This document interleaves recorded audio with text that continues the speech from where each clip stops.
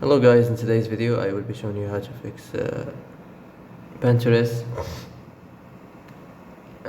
load-in problem. So the answer is easy, just to go to the settings and then scroll down to the apps section and then go to the search and search Pinterest and then go to the storage, and here you will find this clear cache option. Click on it.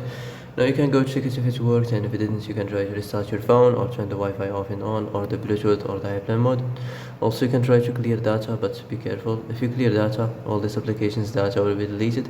This includes all files, the settings, the accounts, the databases, etc. So be careful if you want to clear your data. And that's it for today's video. I hope this is the answer you've been looking for. If you like this video, don't forget to like and subscribe, and see you in the next video. Thanks for watching.